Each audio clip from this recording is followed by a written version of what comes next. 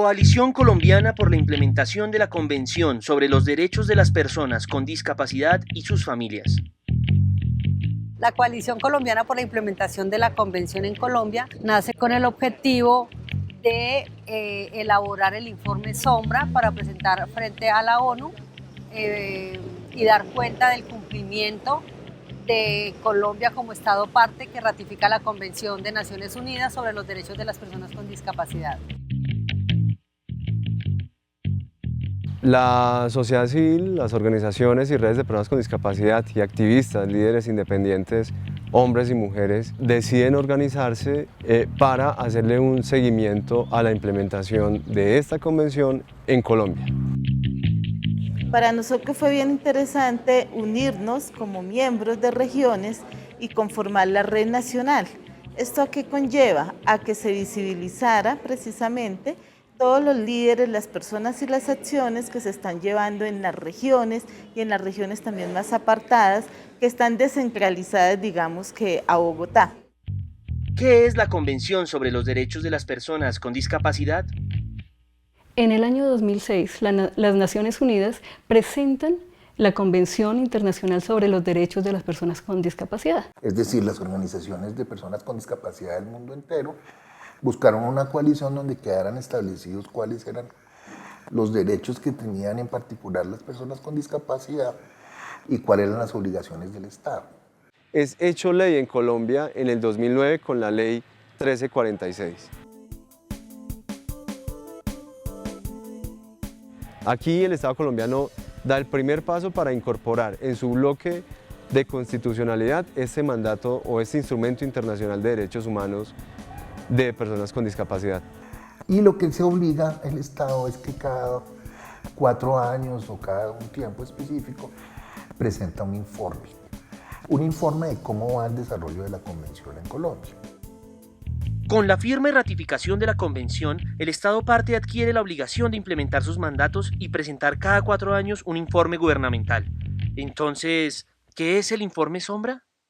Es un documento que se construye para mostrar la situación de derechos humanos que viven las personas con discapacidad en Colombia ante el Comité de Discapacidad de la ONU. Es visibilizar un poco la realidad que nosotros vemos, ¿sí? Y mostrar cosas que el informe oficial no muestra. Sirve específicamente para poder decirle a la Organización de Naciones Unidas que nosotros primero existimos como personas y segundo que hay inmensidad de cosas que se dicen en el papel pero que en la realidad no. ¿Cómo se elaboró el informe Sombra? Duramos 2 años ayudando a construir ese informe, encontrándonos, por ejemplo, acá en Bogotá, casi cada mes, apoyados por Handicap Internacional desde la parte logística para poder desplazarnos e ir articulando acciones para que se generara ese informe Sombra.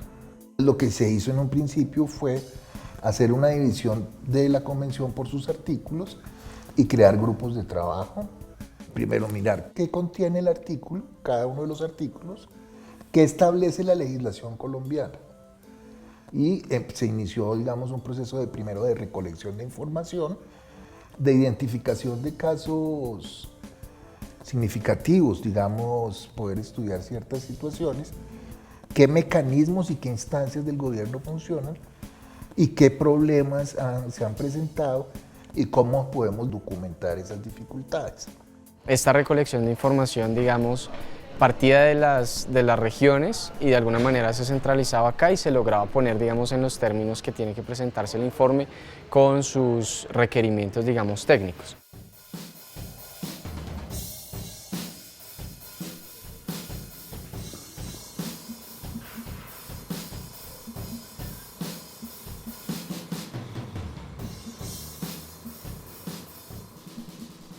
Tanto el informe Sombra como el informe gubernamental fueron sometidos a un examen el 23 y 24 de agosto de 2016 ante la ONU en Ginebra, Suiza. Fue un trabajo articulado, respetando mucho el tema de quienes íbamos, buscando que hubiese los diferentes tipos de discapacidad, pero llevando siempre un enfoque de derechos. Eso creo que fue lo más lo más acertado que pudimos hacer en nuestro momento en Ginebra. Entonces fue traer la voz de las regiones y del sector rural y de las víctimas con discapacidad a Ginebra.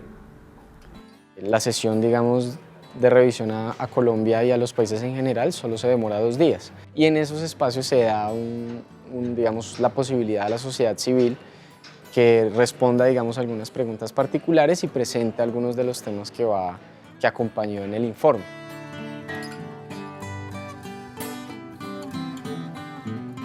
El Comité de Derechos de Personas con Discapacidad de Ginebra de las Naciones Unidas tiene diferentes insumos, 4 informes sombras o 4 informes complementarios de la sociedad civil colombiana, ¿sí?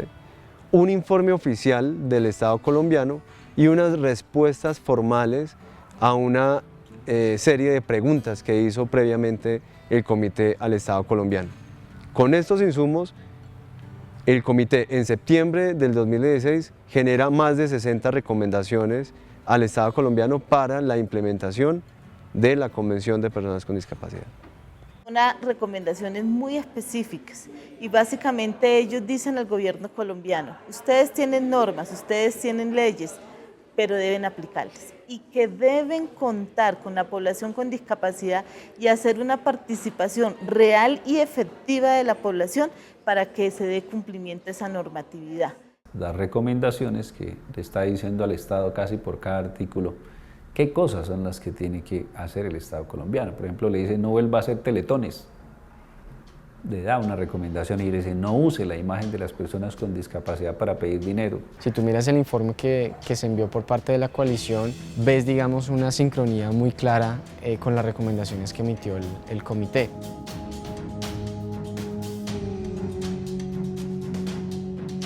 La ONU hace más de 60 recomendaciones, tocando temas como falta de información y cifras confiables para el registro y estadísticas sobre discapacidad.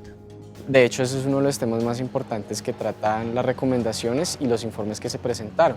Y es una falta veraz y confiable de información del tema de discapacidad, en todo sentido. No solo, digamos, en el tema de registro y de cuántas personas con discapacidad hay en Colombia, sino el acceso a los derechos que tienen. Alta desescolarización e incumplimiento de las políticas educativas inclusivas. La principal dificultad, primero, está en el acceso. Pues no la principal, la primera. Segundo, ¿cómo es educable o cómo se debe educar? ¿En una institución especial? ¿O puede tener derecho a una educación inclusiva, que significa educarse con otros niños? Pero no se trata de meterlos al colegio a las patadas, sino que haya un apoyo también a los maestros y a los niños.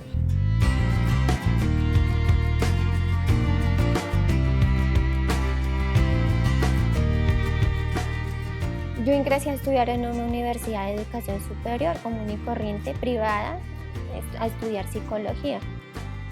No pagaba porque había conseguido una beca, pero pues para mí no era suficiente. Yo necesitaba tener guías intérpretes, que son 2, y donde la universidad me decía que no era posible.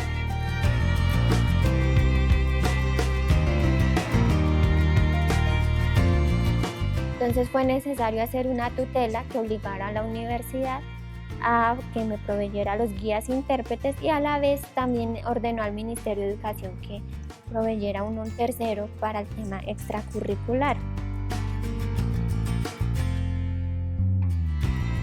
Entonces es un tema también de discriminación porque se representa, por ejemplo, tener que hacer ese tipo de acciones para conseguir un derecho.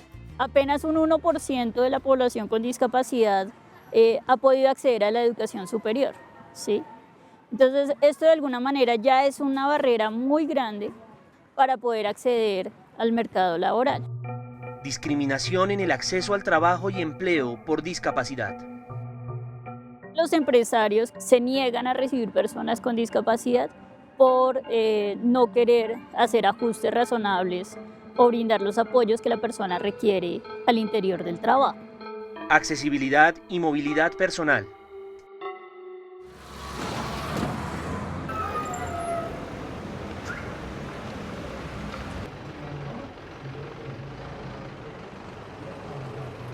A Colombia le falta mucho. En términos de infraestructura, Colombia, por ejemplo, no tiene un transporte accesible, no tiene una ciudad pensada para todos y todas.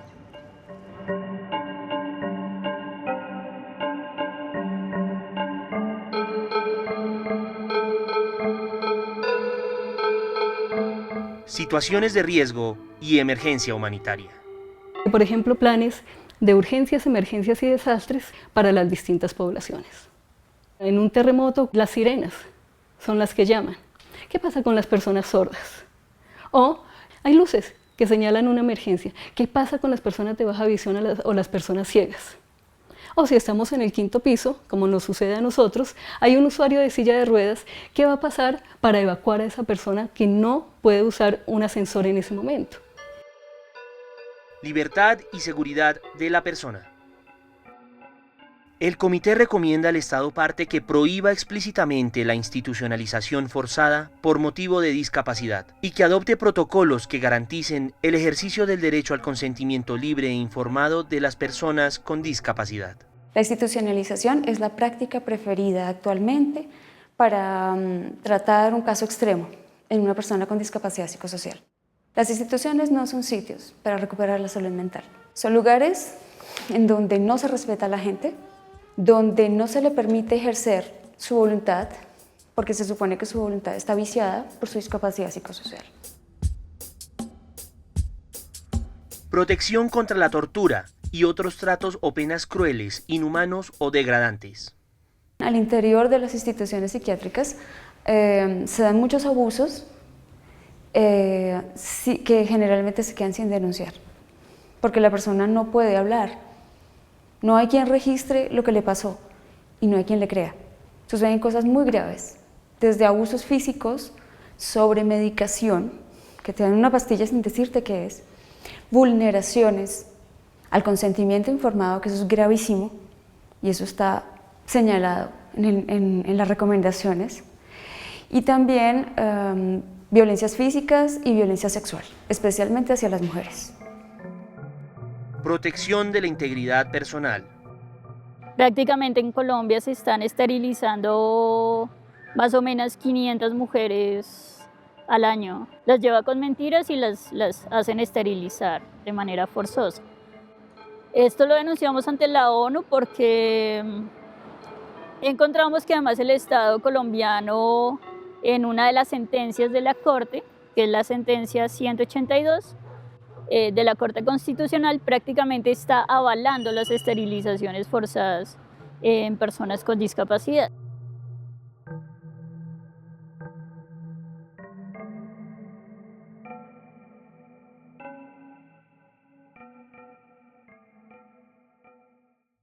Derecho a vivir de forma independiente y a ser incluido en la comunidad. Nos afecta muchísimo ver que no podemos realmente tener una vida completamente autónoma. La asistencia social solamente se queda en un bono alimentario mensual, ¿no? Y creen que con eso ya resuelven el problema. Y uno dice, bueno, pero yo no tengo derecho a la educación, no tengo derecho al empleo, no tengo derecho a la recreación. Estas son algunas de las recomendaciones que el Comité de la ONU realizó a Colombia el 31 de agosto de 2016, apoyado en el trabajo de la coalición. Entonces, ¿cuál fue el rol de Handicap International en la coalición? Realmente, si no hubiera existido el apoyo de Handicap, no se hubiera podido unir las fuerzas de estas diferentes organizaciones que trabajamos por los derechos de las personas con discapacidad para adelantar la ejecución del informe Sombra. La ONU solamente hubiera conocido el informe del Estado y no hubiera podido conocer la perspectiva de la sociedad civil y de las organizaciones. Handicap tiene definido apoyar a organizaciones y redes de personas con discapacidad en donde se encuentren.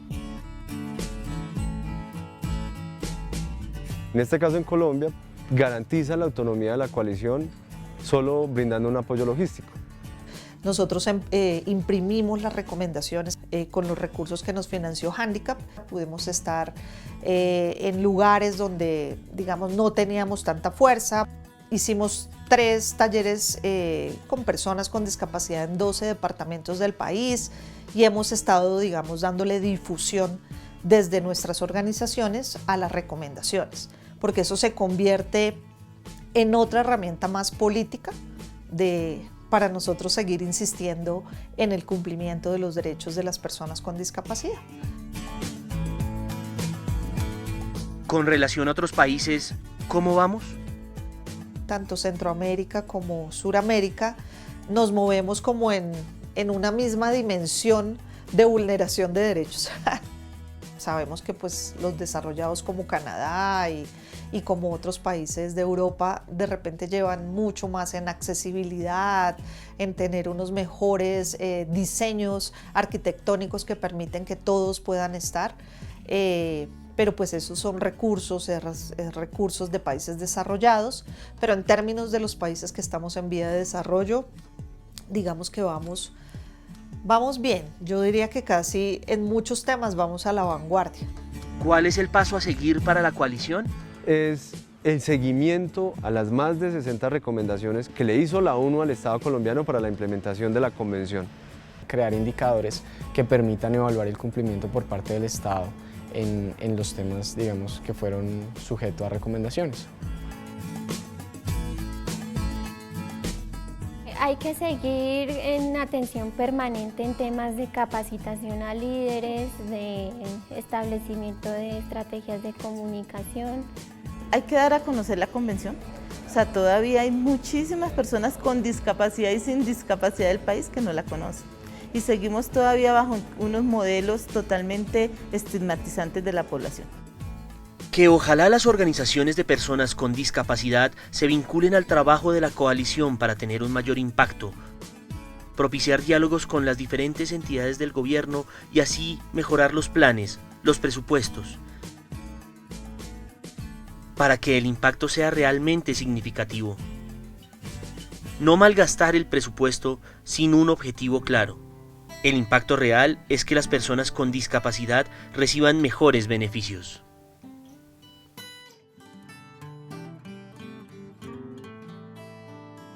Que realmente seamos un movimiento.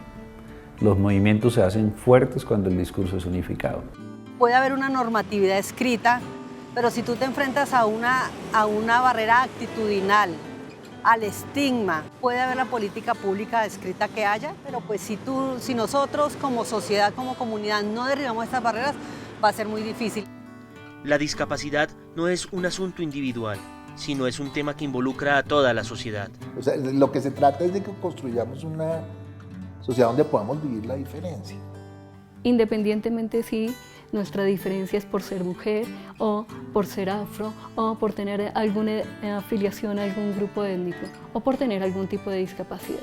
Creo que todos estamos construyendo paz y la paz se construye dando espacio para todos, reconociendo nuestra diversidad.